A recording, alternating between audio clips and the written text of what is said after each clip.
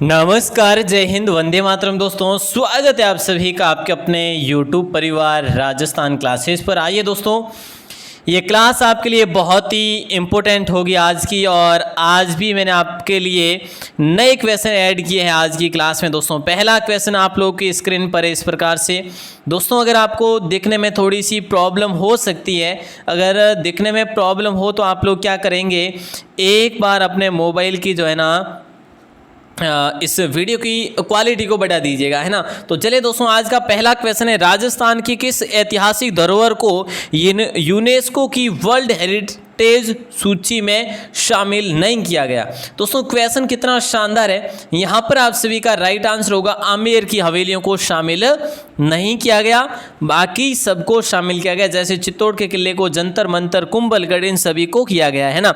वैसे दोस्तों देखिए, जंतर मंतर के अलावा चार दीवारी को, परकोटे को, जयपुर के परकोटे को भी ऐड किया गया है, और इसके साथ साथ 6 किलों को भी ऐड किया गया।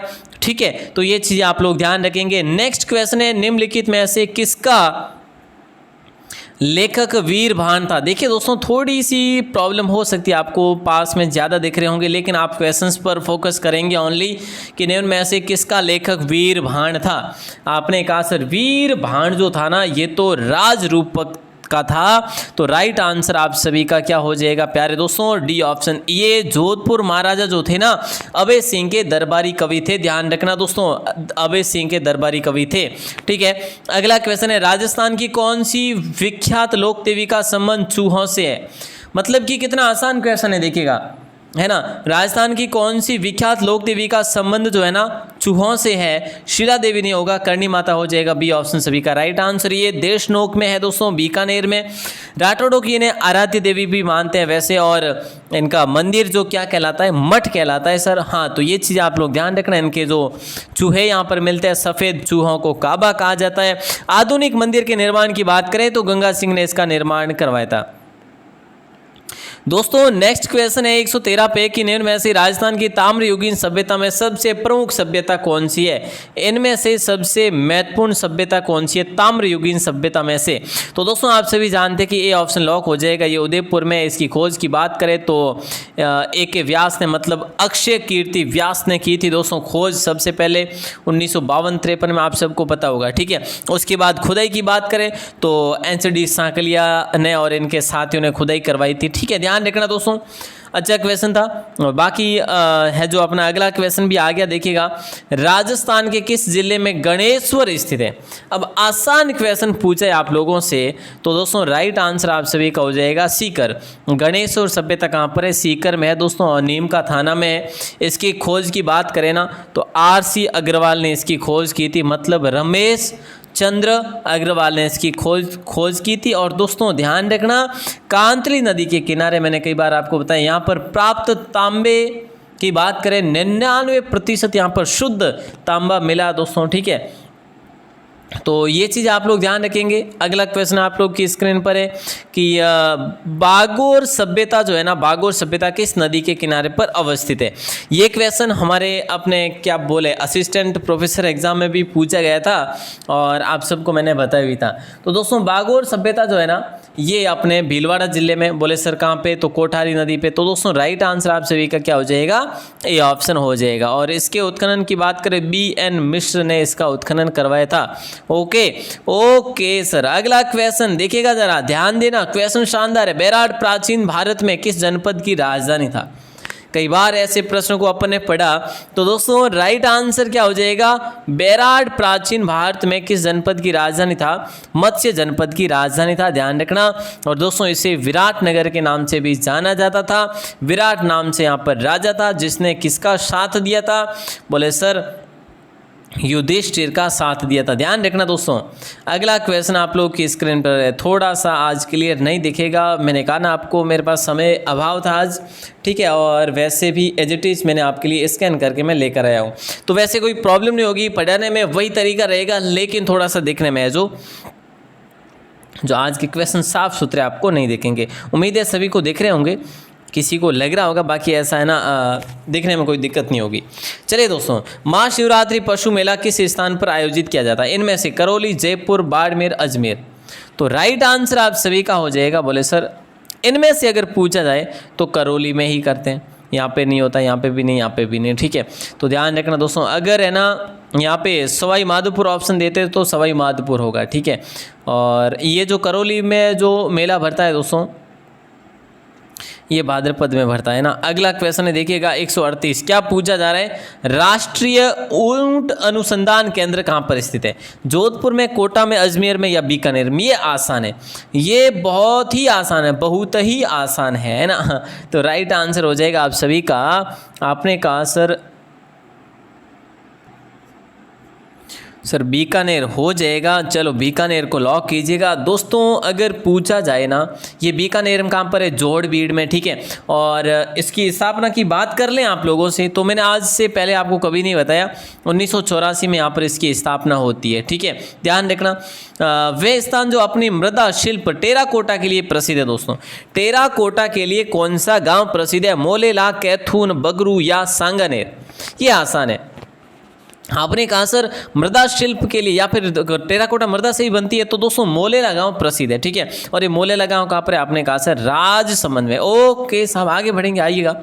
राजस्थान के स्वतंत्रता संग्राम के दौरान गिरफ्तार होने वाली राजस्थान की पहली महिला कौन थी? अरे साहब क्या क्वेश्चन पूछा है, शानदार जानदार क्वेश्चन है। देखिएगा राजस्थान की पहली महिला जो गिरफ्तार हुई थी स्वतंत्रता आंदोलन के समय, ये अंजना देवी चौधरी, बी ऑप्शन लॉक हो जाएगा। ये राम नारायण चौधरी जी की मतलब पत्नी थी, ध्यान रखना, ठीक है।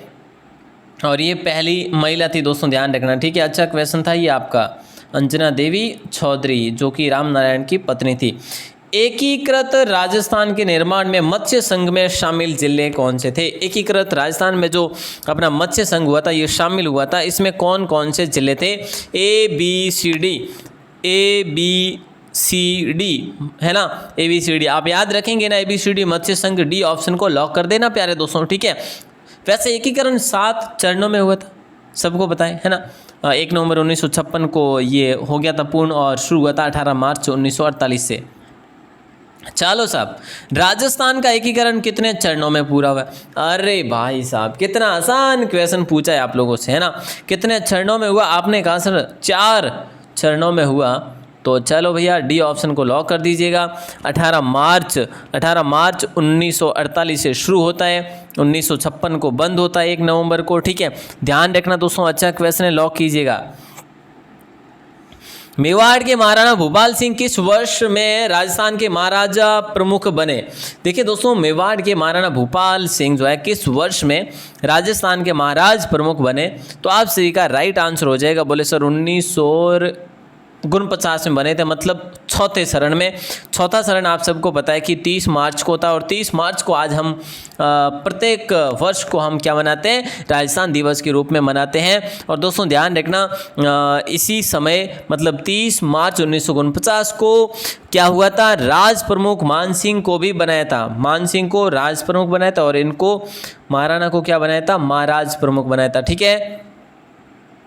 ओके, अजरक प्रिंट का संबंध दोस्तों है किससे है? बताइए, कितना आसान क्वेश्चन होगा आपके लिए। अजरक प्रिंट का संबंध किससे है? सभी भाई बहनों से निवेदन रहेगा, अगर जुड़े हैं तो लास्ट तक बने रहिएगा। अब देखिए, बालोतरा से, पाली से, बगरू से या बाड़मेर से? क्या डी ऑप्शन को लॉक कर दें? हाँ सर कर दीजिए। चलिए साहब, तो मलिर प्रिंट भी यहीं का प्रसिद्ध है, अजरक प्रिंट भी बाड़मेर का ही प्रसिद्ध है। नौलखा दरवाजा निम्नलिखित में से राजस्थान के किस भाग में है, किस किले में है दोस्तों? बताइए।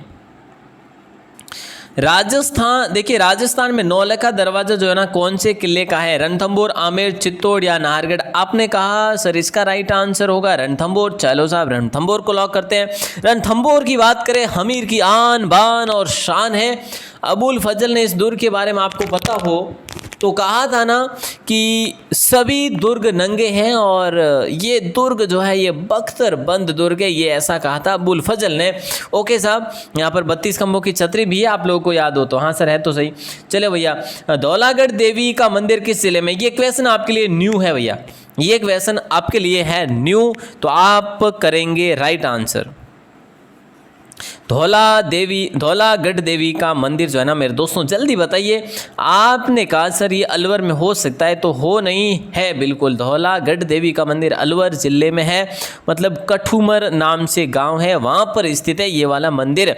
ओके, किस गुर्जर प्रतिहार शासक ने अपनी राजधानी मेड़ता को बनाया था? दोस्तों कितना इंपॉर्टेंट क्वेश्चन होगा आपके लिए। देखिए कौन से गुर्जर प्रतिहार शासक थे जिन्होंने अपनी राजधानी मेड़ता बनाई थी? तो आप सभी का राइट आंसर होगा नागभट्ट फर्स्ट ने मेड़ता को अपनी राजधानी बनाया था। ठीक है, ओके। और कोई? चलिए साहब, बहुत बढ़िया, सी ऑप्शन लॉक हो जाएगा। बिजोलिया शिलालेख किस चौहान नरेश के काल का है? बिजोलिया शिलालेख जो है ना ये किसके काल का है दोस्तों? चौहान शासक जो थे कौन थे उस समय थे सोमेश्वर। ये ऑप्शन लॉक्ड हो जाएगा भैया, है ना। अगला क्वेश्चन है, निम्नलिखित में से किस उत्खनन स्थल से चांदी की मुद्रा जो है पंचमार्क जो है ना ये प्राप्त हुई थी? इसका राइट आंसर कालीबंगा तो होगा नहीं, आहड़ होगा नहीं, गणेश्वर नहीं होगा, तो फिर डी को लॉक कर दे क्या? हाँ जी सर, कर दी। चलो साहब बहुत बढ़िया। अब बैराट की बात कर लूँ आप लोगों से। दोस्तों यहाँ पर बैराट में भाबरू शिलालेख मिला था, ठीक है, ध्यान रखना। भाबरू शिलालेख मिला था जिसकी खोज की थी कैप्टन बर्ट ने। किसने? कैप्टन बर्ट ने। वैसे 1837-38 में की थी जहाँ तक मुझे याद है, ठीक है। और बाकी जो है यहाँ की मैं आपको क्या बताऊँ, पंचमार्क मुद्रा यहाँ पे मिली थी। और हाँ 1936-37 में यहाँ पर दयाराम साहनी ने खुदाई भी करवाई थी, उत्खनन भी करवाए थे। चलो साहब, नेक्स्ट क्वेश्चन है कि रूपा जी और कृपा जी किस किसान आंदोलन में गोलीबारी में मारे गए थे, मतलब शहीद हुए थे? रूपा जी कृपा जी मारे जाना यहाँ पर ये बिल्कुल गलत शोभित नहीं होता, वैसे शोभित नहीं होता, गोलीबारी में शहीद हुए ऐसे आप मानेंगे इन्हें। तो बिजोलिया होगा, नीमूचना होगा, दूधवा खारा या बेंगू? सर यहाँ तो बेंगू ही होगा, हैं। चलो साहब बेंगू को कर, तो बेंगू किसान आंदोलन जो है ना ये 1921 में शुरू हुआ था। 1923 में ये रूपा जी और कृपा जी वाला ये मैटर हुआ था, ठीक है। और इस पर है ना ट्रेंच ने गोलियां चलवाई थी दोस्तों, ध्यान रखना, ठीक है, ओके। बाकी अगला क्वेश्चन क्या पूछा जा रहा है? अगला क्वेश्चन बैराट तो अपन ने पढ़ लिया, हाँ सर पढ़ तो लिया बैराट तो। चलिए अगला है कि कौन से महीने में तीज का त्यौहार मनाया जाता है? इनमें से कौन से महीने में तीज का त्यौहार मनाया जाता है? श्रावण में, चैत्र में, वैशाख में या माघ में? तो सभी भाई बहनों को पता है कि तीज का त्यौहार तो श्रावण में ही मनाया जाता है। तीज त्यौहारा बावड़ी ले डूबी गणगौर, ये सबको पता है ना। अच्छा, कुंभलगढ़ दुर्ग का शिल्पी कौन है ये बताइए? कुंभलगढ़ दुर्ग का शिल्पी कौन है दोस्तों? ये शिल्पकार कभी पूछ ले, कभी शिल्पी पूछ ले तो आप लोग करेंगे मंडन दोस्तों, ठीक है। कौन है? मंडन है, ध्यान रखना। अगला क्वेश्चन, तारकशी के आभूषणों के लिए राजस्थान का कौन सा स्थान प्रसिद्ध है? तारकशी के आभूषण के लिए राजस्थान का कौन सा स्थान है? नाथद्वारा, चित्तौड़गढ़, बाड़मेर या फिर उदयपुर? दोस्तों राइट आंसर बताना है आपको, क्या होगा सर? इसका राइट आंसर तो ए ही होगा, तारकशी के आभूषण के लिए राजस्थान का स्थान नाथद्वारा प्रसिद्ध। नाथद्वारा कहाँ पर है? राजसमंद में भैया। कोटा के किस शासक के काल में शिकार का चित्रण कोटा शैली का प्रतीक बना? देखिए दोस्तों क्वेश्चन तो शानदार है, अब आप लोग बताएंगे इसका आंसर। कोटा के किस शासक के काल में शिकार का चित्रण कोटा शैली का प्रतीक बना? राव माधव सिंह, राजा उमेश सिंह, राजा राम सिंह या महाराव भीम सिंह? सर इसका राइट आंसर बिल्कुल सिंपल है, राजा उमेश सिंह होगा। चलो साहब उमेश सिंह। लेकिन आप जहाँ तक भी याद रखेंगे कोटा शैली प्रसिद्ध क्यों है? तो कोटा शैली अपने शिकार के दृश्यों के लिए ही प्रसिद्ध है। शिकारी आखेट के चित्रण इसमें बहुतायत मिलते हैं आपको, तो जरूर रूप से आप ध्यान रखेंगे भैया। अगला क्वेश्चन है, राजविलास की रचना किसने लिखी थी? भैया बहने सभी बताएंगे राजविलास की रचना किसने लिखी थी? कवि मान, हेमकवि, सूर्यमल मिश्र, श्यामल दास? दोस्तों इन दोनों में से सी और डी तो होगा ही नहीं, पक्का बताइए जल्दी से। सर कवि मान होगा। ये आप लोग के लिए न्यू क्वेश्चन है कि नहीं है? मैंने आज तक आपको करवाया नहीं। तो राजविलास कवि मान की रचना है प्यारे दोस्तों, ध्यान रखना, ए लॉक हो जाएगा। और अगला क्वेश्चन है, राजस्थान में पीला पोमचा के संदर्भ में, मतलब राजस्थान के संदर्भ में पीला पोमचा क्या है? एक लोकगीत है, एक लोक नृत्य है, एक पेंटिंग है या एक कपड़ा है। दोस्तों कितना आसान क्वेश्चन है। पीला पोमचा एक कपड़ा होता है, ठीक है, और ये पोमचा जो है ना लगभग राजस्थान के अंदर लगभग मैं आपको कह सकता हूँ कि जो प्रसूता होती है ना, ठीक है, और वो जब बच्चे का जन्म होता है उस समय प्रसूता ये पहनती है, पीले रंग की ओढ़नी पहनती है, ठीक है। तो ध्यान रखना कई क्षेत्र में। अगला क्वेश्चन है वालर नृत्य किस जाति का लोक नृत्य। अरे साहब कितना आसान क्वेश्चन पूछ रहे हैं आप लोगों से। देखिएगा, भील, गरासिया, गुर्जर, मीणा। आपने कहा सर बी होगा गरासिया। गरासियों की घूमर कहते हैं इसे, वालर को। वालर एक ऐसा नृत्य है जिसको बिना वाद्य यंत्र के भी किया जाता है। और अगला क्वेश्चन देखिएगा, डूंगरपुर बांसवाड़ा क्षेत्र में कौन सी भाषा बोली जाती है। ढूंढाड़ी जयपुर है दोस्तों, बागड़ी को लॉक करेंगे। मारवाड़ी अपने यहाँ के क्षेत्र में जैसे बाड़मेर, जैसलमेर, जोधपुर है ना, और मेवाती जो कि अलवर और भरतपुर साइड। तो दोस्तों बागड़ी हो जाएगा राइट आंसर डूंगरपुर बांसवाड़ा क्षेत्र में। सी ऑप्शन लॉक हो जाएगा सभी भाई बहनों का, है ना। अगला क्वेश्चन आता है आप लोग की स्क्रीन पर, जल्दी से देना है जवाब। निम्नलिखित में से कौन सी नदी बंगाल की खाड़ी के अपवा तंत्र में सम्मिलित नहीं है। इसका जवाब, ये क्वेश्चन शानदार है, इसीलिए मैं आपको इसका जवाब लास्ट में पूछूंगा, ठीक है। आपको बताना होगा बाहर आके कमेंट सेक्शन में, ओके। हाँ, एक क्वेश्चन ये भी है, इंडिया इको डेवलपमेंट कार्यक्रम, इंडिया इको डेवलपमेंट कार्यक्रम कौन से राष्ट्रीय उद्यान वन्यजीव अभ्यारण्य में क्रियान्वित किया गया। केवलादेव राष्ट्रीय उद्यान, रणथंभौर राष्ट्रीय उद्यान, या फिर अपने कुंभलगढ़ वन्यजीव अभ्यारण्य, या फिर जो है सरिस्का वन्यजीव अभ्यारण्य। जल्दी से उत्तर देना है इसको, है ना। तो इंडिया इको डेवलपमेंट कार्यक्रम जो है ना ये अपने रणथंभौर राष्ट्रीय उद्यान हो जाएगा, बी ऑप्शन लॉक हो जाएगा दोस्तों, ठीक है। अच्छा क्वेश्चन था ये। और अगला क्वेश्चन ये अपने कल पढ़ लिया, उड़िया पठार राजस्थान के किस जिले में अवस्थित है। तो सिरोही में मैंने आपको बताया था कि 1360 मीटर की ऊंचाई पर है, राज्य का सबसे ऊंचा पठार है। ये भी अपन ने पढ़ा था कि टंगस्टन का उत्पादन निम्न में से किस खदानों में होता है, ये डेगाना की खदानों में होता है ना, ये भी अपन ने पढ़ लिया था, ठीक है। अब ये क्वेश्चन है, कर्क रेखा राजस्थान के किस भाग से गुजरती है, ये बता दो आप लोग। पूर्वी भाग से, उत्तर भाग से, दक्षिणी भाग से या मध्य भाग से, ये बताना है आप लोगों को, पूर्वी, उत्तरी, दक्षिणी या मध्य। तो दोस्तों देखिएगा, डूंगरपुर और बांसवाड़ा क्षेत्र में से निकलती है, ठीक है। बांसवाड़ा जिले के मध्य से गुजरती है और डूंगरपुर जिले की दक्षिण सीमा से गुजरती है ये रेखा। तो अपना राइट आंसर दक्षिण हो जाएगा, सी ऑप्शन, ठीक है। तखत सागर नामक जलाशय राजस्थान के किस जिले में स्थित है दोस्तों, ये बताना है आपको। झुंझुनू होगा, जोधपुर होगा, जयपुर या जालौर। तो आप सबको पता है कि जोधपुर ही होगा, है ना। और जोधपुर में और भी है दोस्तों, जैसे तापी बावड़ी है, मातन बावड़ी है, ठीक है, और कातन बावड़ी है, और जैसे मैं आपको क्या बताऊं, उमेद सागर, जसवंत सागर, ये भी यही है ना। तो दोस्तों ये तो थे अपने आज के क्वेश्चन। आज के क्वेश्चन जो थे ना ये अपने 40 क्वेश्चन थे, है ना। मैंने सुपर फास्ट आपको बताया, एडवांस भी साथ साथ में बताया। अब आपको ये बताने कि आपके कितने प्रश्न सही हुए हैं, और इस प्रश्न का सही जवाब आपको बाहर आके कमेंट सेक्शन में देना है। जो भी मेरे प्यारे भाई बहन बाद में इस क्लास को देखते हैं उनसे भी हम्बल रिक्वेस्ट रहेगी, इसका जवाब देंगे आप लोग बाहर आके। निम्नलिखित में से कौन सी नदी बंगाल की खाड़ी के अपवा तंत्र से सम्मिलित नहीं है। पार्वती, सीप, परवन, अनास। जल्दी से जवाब देना है बाहर आके कमेंट सेक्शन में। दोस्तों क्लास कैसी लगी, बढ़िया लगी हो तो लाइक ज़रूर दे दीजिएगा, अपने दोस्तों को शेयर कीजिएगा। अगर आप पटवार, वनपाल, वन रक्षक, पुलिस या फिर ग्राम सेवक जिस भी भर्ती परीक्षा की तैयारी करें, आपके लिए बेहतर साबित होगी ये क्लासें, है ना। और अपनी वेबसाइट पर भी टेस्ट होता है सुबह 9 बजे, वेबसाइट का लिंक डिस्क्रिप्शन में दे रखा है, वहाँ से आप ज्वाइन कीजिएगा, ठीक है। तो वहाँ पर आपके लिए PDF भी उपलब्ध है अगर आप डाउनलोड करना चाहो तो। बाकी जो है आप टेलीग्राम को भी ज्वाइन कर सकते हैं। आप सभी का दिल से बहुत बहुत आभार, बहुत बहुत धन्यवाद। जय हिंद, वंदे मातरम।